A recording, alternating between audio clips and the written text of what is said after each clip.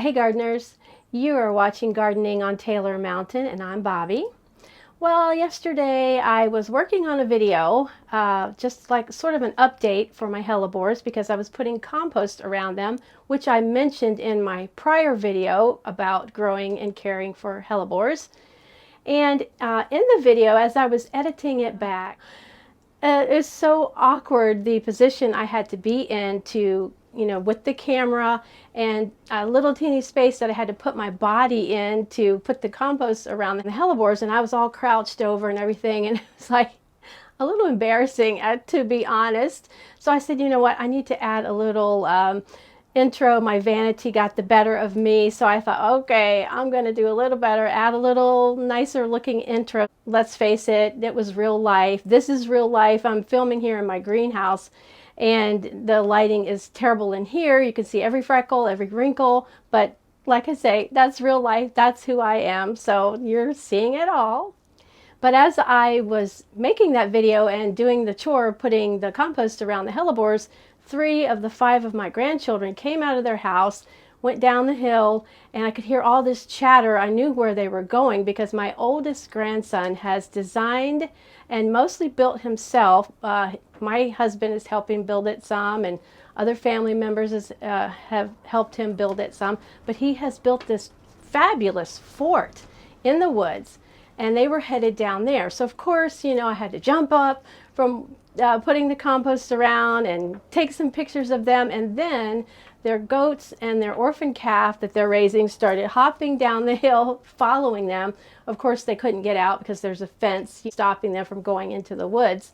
But it was all so cute, and being the grandma I am, or actually I'm a Mimi, being the me that I am, I stopped everything and took pictures and took video. So I wanted to kind of put that into this video as well. Just, it was so cute with the goats hopping along. Also out here working on potting up my cup and saucer vine. So I'm going to make just a short little video update about that. Because we made another video about planting my cup and saucer vines. I had 4 seeds left over from last year, so 2 of the 4 have germinated. That's okay. I'm real happy with that. I think the other 2 just disintegrated or something. I don't know.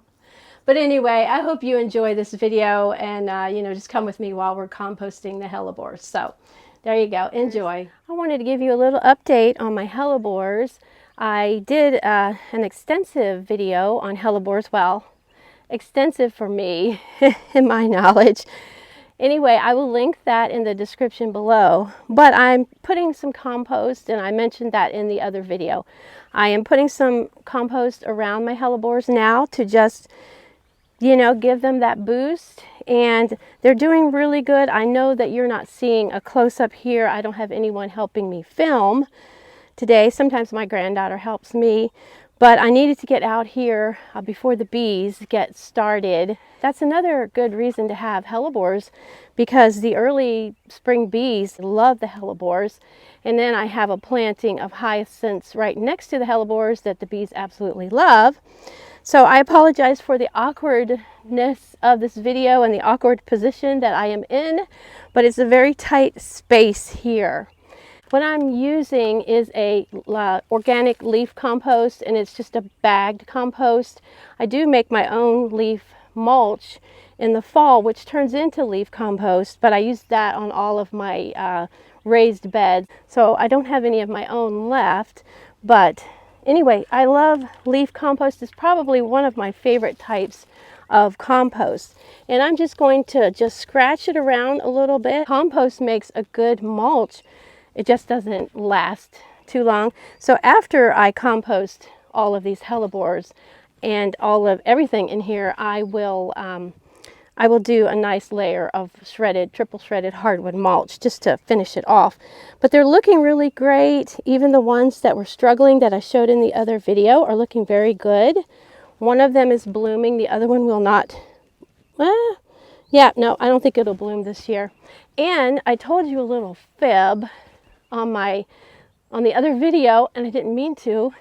I said that I had never experienced any of my hellebores throwing off any seeds, to make seedlings. Well, I looked out here a week or so ago, and there are seedlings all over the place. I think they're coming from this hellebore here, which is the Hellebores orientalis.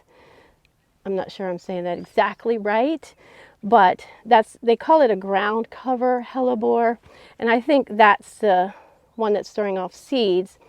Now, let me say that I will thin the seeds out, but whatever I leave will grow up to be, new plants, and it will take about 3 years before I see any blooms, if, provided they all survive. That's probably, or is, the reason why it is so expensive to buy hellebore established plants, because it takes the grower, several years. That they're not going to bloom for you until like 3 years. So anyway, that grower has to tend it and pay for, the care of it in their greenhouses or whatever for those many years. So there you go. So I'm just scratching this around in the soil, and it will also help these heuchera too, which I have been cleaning up on, but they need a little bit more cleaning. I can see they've survived. They've survived a couple of years.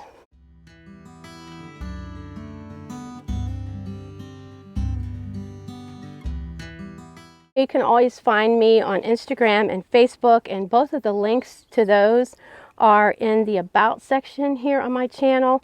I do post a lot more updates and pictures and things on my Instagram and my Facebook, so please do give that a look.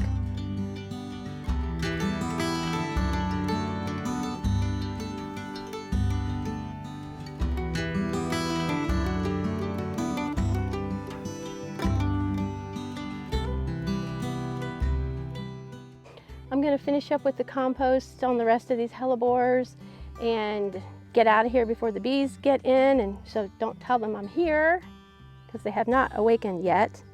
And I really appreciate you stopping by my channel, and we will see you in the next video. Happy gardening. Bye-bye.